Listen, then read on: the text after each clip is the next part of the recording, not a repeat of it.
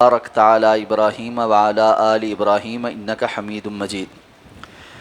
عن عطية رضي الله عنها قالت: أمرنا أن نخرج العواتق والحيض في العيدين يشهدن الخير ودعوة المسلمين وتعتزل الحيض المصلى. متفق علیہ. حضرت عطیہ رضی اللہ تعالی عنہ بیان فرماتی ہیں کہ ہمیں اس بات کا حکم دیا گیا کہ ہم عیدین میں کنواری دوشیزاؤں کو اور حیض والیوں کو عیدگاہ کی طرف نکالیں تاکہ وہ خیر اور مسلمانوں کی دعا میں حاضر ہوں، جبکہ حیض والی عیدگاہ سے دور رہتی تھیں. اس حدیث مبارکہ کو امام بخاری اور امام مسلم نے اپنی صحیح میں نقل کیا ہے. عیدین سے متعلق احادیث مبارکہ ذکر ہو رہی ہیں. اس حدیث مبارکہ کو بیان کر کے سب سے پہلا مسئلہ جو ثابت کیا گیا ہے وہ یہ ہے کہ جس طرح مردوں کو عید کی نماز ادا کرنی ہے، اسی طرح خواتین کو بھی عید کی نماز ادا کرنی ہے. اور اس سلسلے میں وہ خواتین جو اپنے کسی شرعی عذر کی وجہ سے، جیسے ایام مخصوصہ کی وجہ سے عید کی نماز نہیں پڑھیں گی، وہ بھی عیدگاہ کی طرف جائیں گی اور عیدگاہ کا جو نماز والی جگہ ہے اس سے تھوڑا پیچھے ہٹ کر بیٹھیں گی اور عید کی نماز اور خطبہ کے بعد جو دعا ہے اس میں شریک ہوں گی.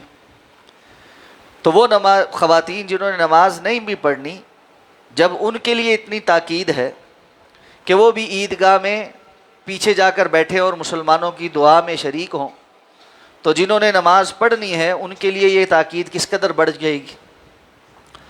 ہمارے ہاں جن معاملات میں خواتین کے ساتھ بڑا یہ ظلم ہے، ان میں سے ایک معاملہ ان کو مسجدوں، جمعہ کے خطبات اور عید کی نماز اور خطبات سے محروم کر دینا ہے.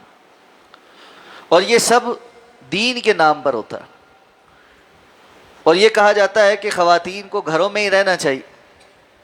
یہ بات درست ہے کہ مسلمان خواتین کے لیے افضل بہتر جگہ گھر ہیں، لیکن اللہ کے رسول صلی اللہ علیہ وسلم نے فرمایا کہ لا تمنعوا اماء اللہ مساجد، اللہ کی بندیوں کو مسجدوں سے مت روکو. اگر وہ مسجدیں آنا چاہیں تو ان کو مسجد آنے کی اجازت ہے. خود رسول اللہ صلی اللہ علیہ وسلم کے دور میں امہات المومنین اور صحابیات مسجد نبوی میں پنجگانہ نمازوں کے لیے بھی آتی تھی. اس لیے خواتین کو اللہ کے گھروں سے نہیں روکنا چاہیے. اور بالخصوص جمعہ کا خطبہ اور عید کا خطبہ یہ دین کے بنیادی مسائل کو سیکھنے میں بڑی مدد فراہم کرتا. تو اگر خواتین ان بنیادی خطبات سے محروم رہیں گی تو دین کی تعلیم کہاں سے حاصل کریں گی؟ اور ایک عجیب معاملہ یہ ہے کہ باقی دنیا کے ہر کام کے لیے خواتین گھر سے باہر جاتی ہیں، کالج جاتی ہیں، یونیورسٹی جاتی ہیں، جابز پر جاتی ہیں، بازار خریداری کے لیے جاتی ہیں. حتیٰ کہ وہ بندہ جو ان کو مسجد نہیں بھیج رہا اس فتوے پہ کہ مسجد جانا ان کے لیے فتنہ ہے. جہاں لائن لمبی ہو اور خواتین کی لائن چھوٹی ہو، وہاں چیز خریدنے کے لیے اپنے گھر والوں کو چھوٹی لائن میں کھڑا کر کے چینی کی بوری لے لے گا، آٹے کا تھیلا لے لے گا، کسی چیز کھانے پینے کے ٹیک اوے سے کھانا لے لے گا، لیکن مسجد میں آتے ہوئے سارا فتنہ شروع ہو جاتا. یہ حقیقت میں فتنہ انسان کے دماغ کا فتنہ ہے جو شیطان نے آ کر ڈال دیا ہے.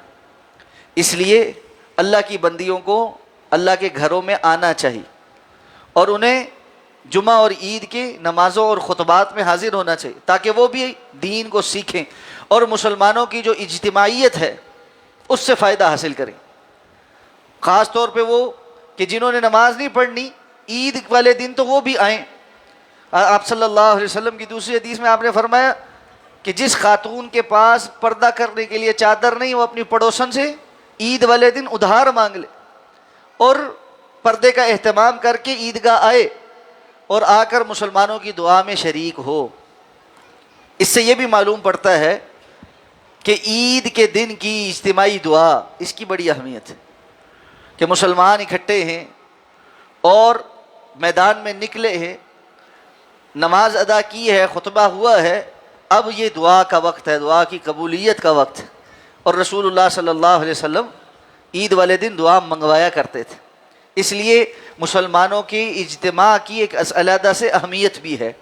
تو ایسے کوئی خاص جو مواقع ہیں جہاں اجتماعیت کی علیحدہ سے خاصیت ہے، وہاں پر دعا سے محروم نہیں رہنا چاہیے۔ اللہ ہمیں سمجھ کر عمل کرنے کی توفیق عطا فرمائے۔ سبحانک اللہم و بحمدک، نشہد ان لا الہ الا انت، نستغفرک و نتوب الیک۔